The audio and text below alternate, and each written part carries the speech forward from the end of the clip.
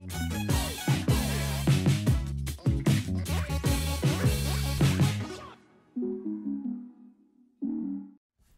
everyone, today I'm here with Jakub Tóth. How do they say your name in English? Is it Jakub Tóth? Or how do they pronounce it?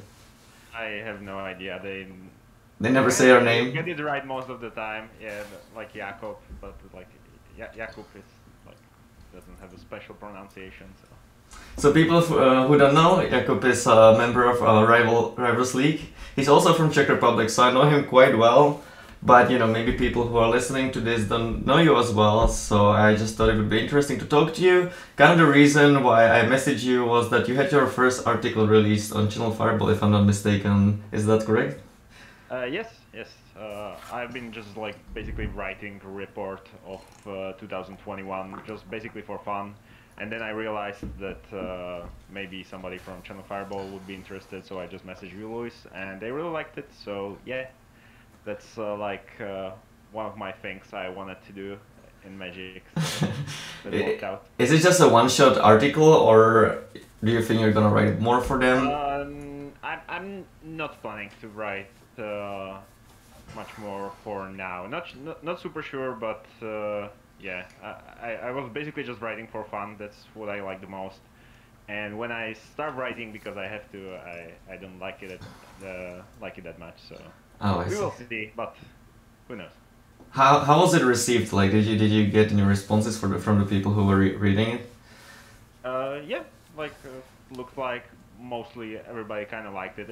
I think it's not like a heavy topic or anything, and yeah, everybody kind of liked it. And it's just like the first part out of 4, so there's still plenty to go. Alright, before we go into Magic more, let's get to know you a little bit better. I obviously know what you're doing, but people who are listening probably don't. So you're actually working with Stanislav Cívka, if I'm right. You're like trading stocks and stuff like that. I don't know the details, so if you can maybe talk about it a little bit, how you got into it, like what is it about, and stuff like that. Yeah, so basically the story of me working with Stanislav is pretty long. I've worked with him before when he was playing Hearthstone and Magic and Artifact. So that's when we were working on basically content or like anything gamer related. Then thanks to that opportunity, I got to the Quant lane. That would be a really long story. So what is Quant lane? Is it the name of a company? Yeah, that's the company we are both working in Prague, and they basically specialize in trading stocks all over the world, like from emerging markets to US right now, which is our main focus. I see. So it's not like cryptocurrencies, right? It's just like stocks? No, cryptocurrency might come in later, but for now it's basically just stocks. I don't really like how do you like decide which stock is good to buy? Do you just have like a input from the past, or you know, how does it work out? Because people who are listening to this might have no idea, but they might be interested in maybe trading stocks, and because it's your work, you probably have a lot of insight about that. So if you can just give us a little bit of a hint. Yeah, well, there are a lot of ways to go about it, and like most traders, they have different time frames. Somebody just trade like for a few days, which is like our specialty. We try to just go in and out very quickly, but most people at home are trading like for much longer time periods, where you basically invest into a stock and then just wait several years. And choosing the correct stocks, well, that's basically a full-time job, and that's what we are doing. It's extremely complicated. It's really hard. The competition is very, very fierce. But it's somehow, that's how I got into it. It's very similar to like Magic and poker. You need to understand game theory, what goes on behind the scenes, and so on and so on. So this job makes perfect sense for me and for Stan as well. Like you already have a background in something that's very different, but also very similar in certain ways. So. Mm-hmm. You already mentioned the crypto a little bit. You actually messaged me on Facebook right before this interview that like in your free time you're actually trading crypto as well. Is that the case? Yeah, it is, but that's even more complicated than understanding stocks. Because with stocks, you can kind of feel the intrinsic value of whatever lies beneath the surface. With crypto, it's much harder. I think it's extremely interesting, and again, it would be a full-time job to trade it like properly on day-to-day basis. So I'm more in the retail where you basically just invest and wait forever, basically. Oh, so you don't like really understand it that much. It's just very different from the stock trading. Again, it's similar in certain ways. Like the market mechanics work very similarly, but yeah, you don't have the underlying asset which you can kind of like calculate with just proper math how much it should be worth. You are taking much rougher guesses along the way. I I have spent, I think, several hundred hours of like studying crypto in during this year. So, but still, I would say I am not an expert for sure. Like just getting into it. Sure. So let's talk about Magic and your early story a little bit. I know you played your first Pro Tour. I think you were 14 or something. On Hawaii. I was burning with jealousy because I just wanted to qualify for the Pro Tour so much, but I just couldn't. But you just played like infinite of them. But then eventually you kind of stopped playing, and then you randomly got into Rivals. Let's get into the later. Let's talk about the early stages. Did that just kind of happen to you at random, or were you trying to go for a pro when you were younger, or can you just talk about that a little bit? Okay, so from the very beginning, yeah, this is what you mentioned. We were actually battling a lot on PTQs in Prague a lot, and I don't know if we actually ever played against each other when we were young, though. Not sure. I would say it's almost mathematically impossible, but I cannot remember the exact match as well. But it was always like one PTQ after another. You were always ninth for some reason. And That didn't really change. That didn't really change after that. I just always randomly squeaked into top 8, and yeah, I got pretty lucky to qualify that early. We were just like hunting for it really hard at that point, and yeah, the trip was awesome. Pro Tour was awesome. So I guess yeah. So that you can try as much as you can, but you definitely need to catch your lucky break, and I got it really early. And so I played some Pro Tours that I could along the way, but never really finishing like in top 16 like ever. I always had trouble qualifying for day 2. But then I stopped playing and moved on to other things and just yeah. I remember that you were like struggling with that. Like you were qualifying to all of these Pro Tours, but then you never really like money finished or anything like that. Do you just think that the PTQ scene in Czech was not that good back then, but then you got to the Pro Tour and people were just way too good for you, or were you just unlucky, or what do you think about that? The competition was definitely a lot stronger. Like the jump was quite big, and I never really tested properly for Pro Tour, which is kind of weird when I look back at it. Yeah. It was always just like 20 matches here and there, and then you just put something together. It's very different from these days when you have all the data from Magic Arena and Magic Online with like proper deck list. Back then, yeah, well, I never had like very strong players behind me as I do now, and yeah, you could feel it with the deck list and the preparation and sideboard plans and so on. I never really had any proper ones, so yeah, it makes sense that I always had like a 50% win rate or so, which is not perfect for Pro Tour. So as you said, you stopped playing. I don't know how old you were. Probably around 20 or 19 or something, something like that. I think maybe you can correct me if that's wrong. I honestly don't know exactly as well. I know the last big tournament, and I knew it's gonna be my last big tournament for a while. It was Pro Tour Barcelona that Alexander Hayne won. I think it's like 2014 would be my... Oh, was it the one where Lucas like missed platinum by like what, 1 point or something? Yeah, like he just... And he missed platinum very closely. It was basically on tiebreakers, and I lost my last round for money, if I remember correctly. And then I thought, okay, well, this is it for a while, I guess. Was the reason that you stopped the fact that you like weren't cute anymore, or you just wanted to focus on other stuff like school, maybe poker or something? Yeah, I basically was already switching to poker. I was not playing professionally at the time. I was 18, but I was starting to learn the game. We were all playing it with my good friends from school. So they say you can never quit Magic, and that was kind of true for me. Uh, as I just kept playing, but I kept playing casually. I just played a draft with my friends in a pub and stuff like that. But before, when we were trying to qualify for Pro Tour, both you and me, we were just like driving cars to every PTQ there was within like a 3-hour area and practicing really hard for that. And I just wasn't doing that anymore. I see. So you mentioned a poker. Did you actually ever got to a point where you were like living off of it, or what was going on with that? Because I actually don't really know myself either.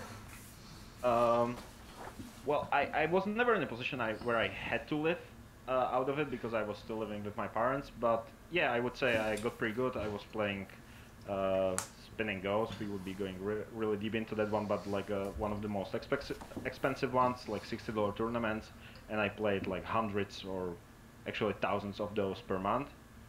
And I have been to Vegas several times, I think 3 times, and I have some like decent money finishes and stuff, but I'm not like a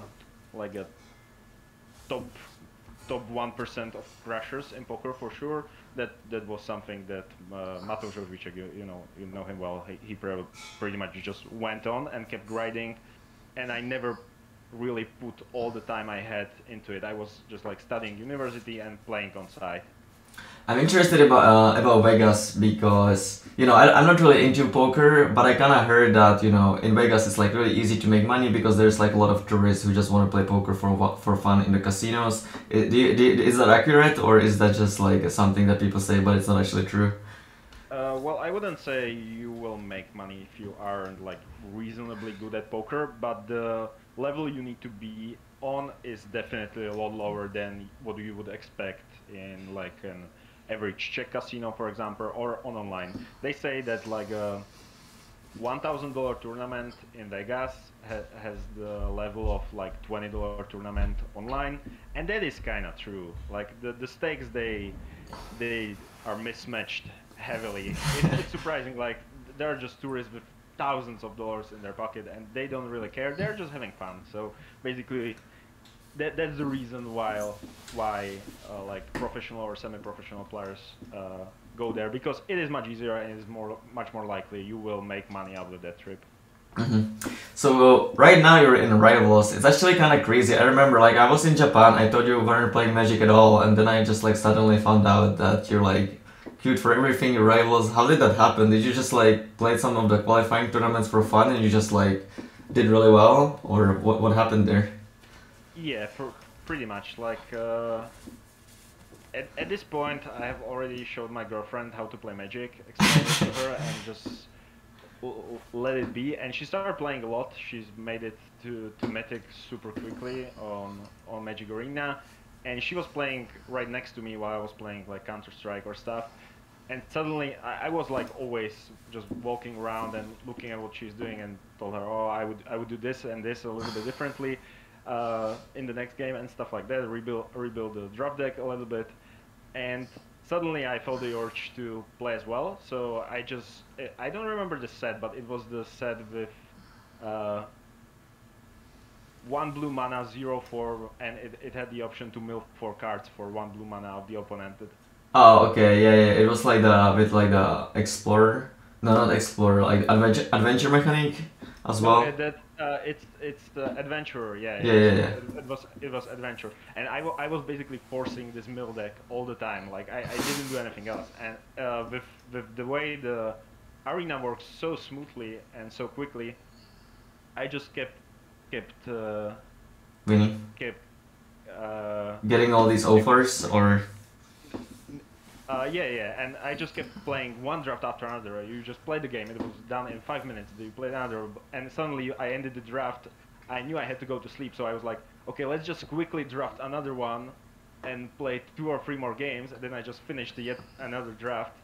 And I know that. I know that feeling. Yeah. yeah. Like, Arena is awesome in this way. Like it was such a huge boost. I cannot stand Magic Online, to be honest. With everything just feels so laggy and weird. And so with Arena, I kind of like rekindled my passion for Magic, and I was in like top 100 Mythic in drafts like super quickly, and I realized I can play the qualifier, and this way like one day, and if you win 10 times before you lose 3 times, I think, then you qualify for the Pro Tour. Oh, that was the 1-day one. Yeah. I think they changed it to the 2-day one once again, but there were some switches all around the place. So I was like, okay, well, it's nice. It's just like one day you can finish it in like 5 hours. So at this point, I was and I still am a really good friend with Stan and Ivan and Andre. So I asked them if they have a good deck list that I could play. They just gave me like some random jump. I tested it for 5 matches. Then I played with it. I really wonder how the games looked like. It had to be like horrible. The deck has like ton of different triggers and stuff, but suddenly I just cruised through the qualifier, and I was qualified for what's it called, like Mythic Championship or yeah. I'm not even sure myself. They change the name all the time, so hard to follow that. Yeah, so that was awesome. That's basically a $4,000 guaranteed main cash for the next Pro Tour, or however you want to call it. And then COVID happened, and they basically fully canceled the tournament, which was a bummer. But Ivan and Stan, they told me, well, okay, but now you have like 6 points for this Rivals League race, and there are only like 5 tournaments left. Ivan is in a spot where he's trying to make it to Rivals as well, so he will be trying really hard. So we will have good deck list. Okay, let's just give it a try, and you will practice more, and we will try it, so that both you and Ivan qualify. Do you think you would actually like try it all if they didn't exist, or do you think that they kind of pushed you to go for it? I wouldn't say they pushed me, but I always, when I look at all these promotions and grinds where it's like you need to be like top 7 on this ladder or like make all these trades, I always have the tendencies to like think, okay, that's like a very few people out of many, it's not worth going for it. But at this point, like they made me realize I actually have a very decent spot at this moment, and I should like focus, or at least like give it a trial, not like go all in. It's still like I wouldn't say even 5% at this point to make it, but well, why not give it a shot? And so, I'm in a like similar spot now. I just realized there are 3 Pro Tours for this season. The first one already happened, and I am in like a tied 5th place to qualify for World Championship, where top 5 qualify. So this time I'm trying to like change my mindset and realize, okay, this is actually a pretty good shot. Just like work harder on it, and you will have a decent chance. You said that you cruised through the qualifier, but then you had to do well in like one more tournament to get into Rivals, right? Like I don't know. To make it to Rivals, there were like 3 of these qualifiers for Pro Tours, and then like 2 extra tournaments to just get points. But those were like, they had like a bit more leeway for losses, if I remember correctly. So yeah, it was basically a series of, let's say, I also don't remember really well, but it was a series of like 5 tournaments, and yeah, I played all of them, and this time I actually tested properly for all of them, and Ivan tested a lot, so I actually had some coaching sessions with him a few weeks before, or like few days before the tournament happened. He explained to me how to sideboard finally properly. That has to be like my weakest spot in Magic. I always have no idea what to side in, what to side out. so we just wrote it down. I made a huge Excel sheet, and we just wrote it down. I see. So you said you're tied. You're in the 5th place, tied for the World Championship. So not this time you might give it actual a shot, but you also like, you know, full-time working. You also said you're in crypto. You're doing crypto in your free time. So how much are you actually playing? Are you playing a lot or? Well, no, I don't play a lot. Well, the thing is, previous year was, or this year basically, it didn't end yet. It was kind of tough because with full-time job and league weekends, well, that's 2 jobs you basically have to do. So I basically wasted all my vacation. I'm already down to like, I think I have like -5 vacation days at this point, and I didn't really take. I had 1 vacation. We went to Croatia, but other than that, all my vacation was basically working on Magic, and they canceled league weekends for this season. So it's basically just like free Pro Tours, which is great because I will be able, if I need to, take just like a 3 days vacation to test for one of those. And I'm planning to play quite a bit once we know what the next Pro Tour will be, like the format, and once they release the new set. I will be just, when I get home from work, I will just play a few matches, which will be a lot more than I have been doing so far. So after these 3 Pro Tours are over, there's World Championship, but we don't really have any more info what's going to happen after that. Is that correct? Because most people who are watching this are probably lost. They don't really know what's going on. But you have probably the insight. Do you know anything about that? No, I don't think anybody really knows. We are kind of in a weird spot when it comes to competitive Magic. So, but if you are watching and wondering what to do next, well, you should definitely focus on these 2 championships that are coming up, because you can qualify for them via Magic Online. You basically make it to Mythic, and once you are in top... You mean Magic Arena, right? Yeah, Magic Arena. Yeah. So, when you make it to Mythic or top 1200 of Mythic, there will be qualifiers. I'm not sure how they work these days. I'm not like playing them, but it will be like 1 day or 2 day event, and if you make certain score, you qualify for those. And those are actually very nice tournaments where to start your career for now. What I know is that we have like these 3 tournaments, and once they end, there's a leaderboard, and if you finish high enough, you qualify for boards. And I think at that point it kind of ends for me. From what if you win the Worlds? That's basically 0 at this point.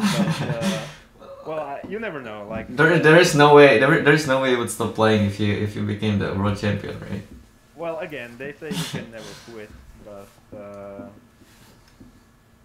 so I won't probably quit no matter what. But it's very likely I will take it much more in a much more relaxing manner, which is what we basically did for. It's kind of funny. We finished, both Stan and me, we finished 10-5 on this Pro Tour, and Andre 9-6, I think, and we tested together like not at all basically. So I did some testing, and he gave us the deck list, so that definitely helped. We had reasonable deck list, but it wasn't like the ultra grind as it was before.